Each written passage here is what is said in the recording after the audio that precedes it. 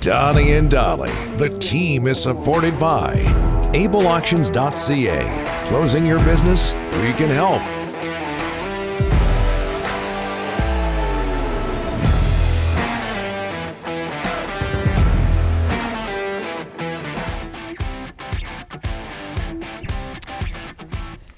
It is Wednesday, and today, all of our guests, including J. Pat, standing by, brought to you by the Alberni Power and Marine RPM Group, located in Port Alberni.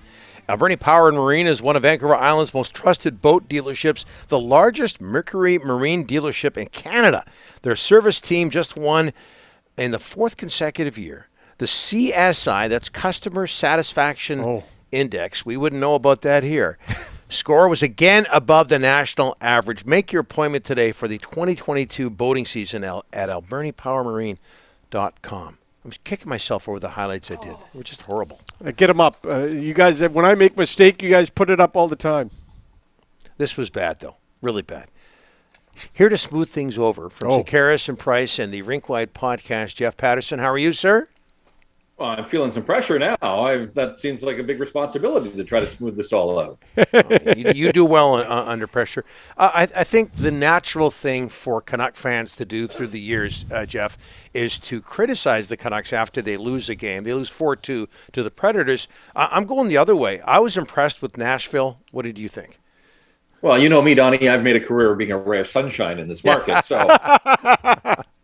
last night was always going to be really difficult. The back-to-back 3-4, 4-6, and Nashville was lying in wait. They hadn't played since last Thursday. So I didn't have a huge issue with the outcome. You guys talked about it right off the top of the program. Nobody around the league talks about the Preds, but they're holding their own in a stacked Central Division, and they're a good team, and you know when you've played them because they leave a mark on you. So, the Canucks did well to get out of the first period in a 2-all tie. Once Nashville gets the third goal, this is my issue with the Vancouver Canucks. And last night wasn't really the problem because, again, it almost felt like a scheduled loss. But the minute an opponent gets a third goal on the Vancouver Canucks, I think it's fair to ask, can this team, as constructed, win that type of hockey game? Like, look at the Calgary Flames. They scored 3 goals in the final, 5 minutes last night to rally to beat Dallas. When Nashville got its third, all of a sudden you know that the Canucks now need 3 to tie. They're going to need a 4th if they're going to win the game win it outright. And this is just such a low-scoring team, and it's been proven. I mean, 29 of their 46 games this season, they've been held to 2 or fewer.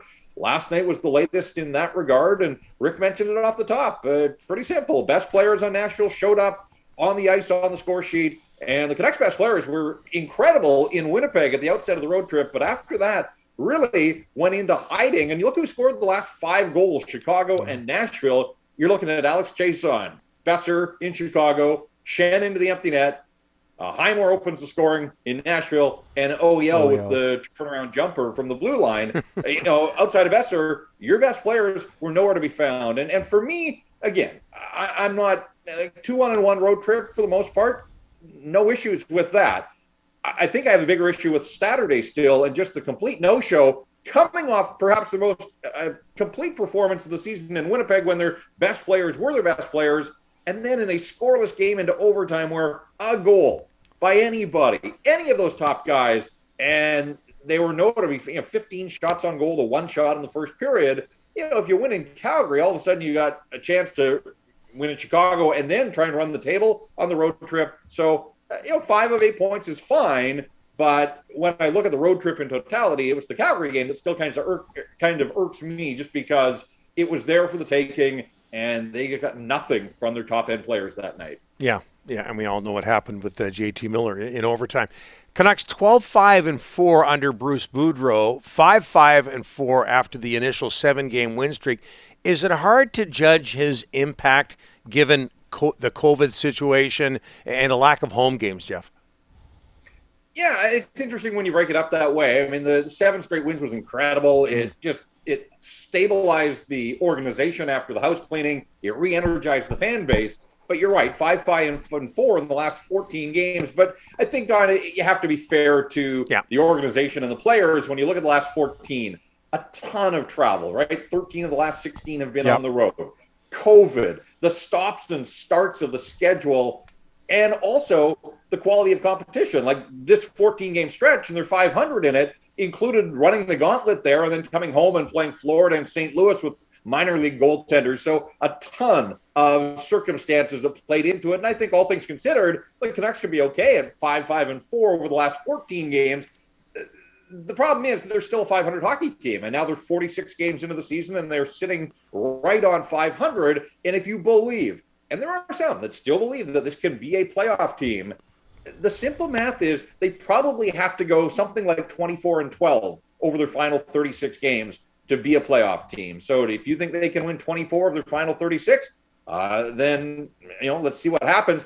The one thing they do have going for them, and that is so much home cooking. They played more road games than any team in the NHL after last night, and 22 of the final 36 at Rogers Arena, including most of February. So it is a chance to kind of hit the ground running. The last thing that guys like Bo Horvat and Connor Garland, who have been, let's be honest, they've been hard to find offensively, but they've also gone through a ridiculous protocol in the month of January. Just so much stopping and starting, and it's got to be incredible. These guys are creatures of habit, and they want to play every other night, and they just haven't been able to sort of work themselves into any kind of rhythm. And here they are now with another week off. So I'll cut them a little bit of slack for all of those factors that I mentioned a moment ago. But again, if this team is going to claw its way up the standings in the Western Conference, they have to get back on one of those kinds of runs like they got on when Bruce Boudreau took over from Travis Green. Jeff, the power play again. Okay, so 0 for 2 last night. You're 6 minutes into the third. They get an opportunity. You're down by 2-0. 4 of the last 5 games, no power play goals. 0 for 9 rut. I mean, it gets hot and it gets cold. It gets hot and cold. What's up with the power play right now?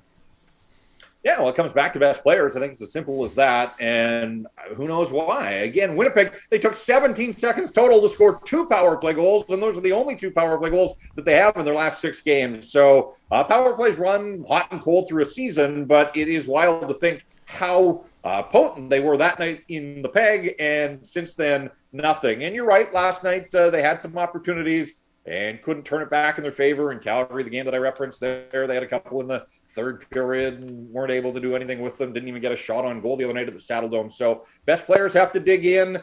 We can talk about the best players. I thought on the road trip that Besser, after the Winnipeg game, at least Besser was probably the best of the bunch. Yeah. And nothing from JT Miller over the final 3 games. Elias Paterson, we all thought, and I think a lot of people in the market wanted to believe that he had turned a corner. And boy, the last 3 kind of looked a lot like so many of the games in the first half of the season. The guys that I'm looking at, though, right now, and I mentioned them a moment ago, and there are some reasons here, but Bo Horvat, guys, has 23 points. The team's played 46 games. He hasn't played all of them, but he's played 41, so essentially half a season for Bo Horvat. He has 23 points and only 10 assists. Paterson gets probably more than his share of the heat in this market, and he has been disappointing. There's no doubt. But when you look at why the Canucks are where they are, one of the lowest scoring teams in the National Hockey League and really one of the lowest scoring teams 5-on-5, it's not just Elias Paterson. Now, Paterson could probably help some of the guys around him, but I don't think enough's being made about Bo Horvat's disappointing offensive production this season. They need more. He's the captain, plays a lot, plays in all situations. I know the hope was that Jason Dickinson was going to come in and take on some of the defensive responsibilities, and that would free up Horvat. That hasn't happened, but Bo Horvat's been a little too quiet for my liking. And Connor Garland, with his name now in all of these trade talks, I don't think people recognize he has 6 points since the coaching change. He had 18 points in 25 games under Travis Green. He has 6 points since the coaching change. Here's a question for you. Who has more points since Bruce Boudreau took over? Connor Garland or Juho Lammikko? Lammikko. I'll say Lammikko, Jeff, just because I can tell by your tone. Both of them. Okay. They have 6 points, but he's tied with Juho Lammikko. Yeah. This is a guy that was brought in to produce. Mm-hmm. Am I allowed to ask trick questions on this show? I don't know the rules, so. But just that anything goes on this show. Connor Garland is tied with Juho Lammikko for point production. Great for Lammikko. The hockey team needs a whole lot more. And so if people are surprised that Connor Garland's name is out there, if you think about it from Bruce Boudreau's perspective, the team's had a ton of success with the coach in place, and they've done it really with almost no contributions from Garland. Maybe Bruce Boudreau thinks, hey, is there a way that we can turn this player and this asset into something that can address other areas of this hockey club. Whatever the case, who knows why Connor Garland hasn't been productive under Bruce Boudreau, but it hasn't happened. He has 6 points since the coach took over. Yeah. 1 goal in 13 games. Jeff, you righted the ship here. Thanks so much for doing that. We appreciate it. As only you can. All right, guys. Thanks.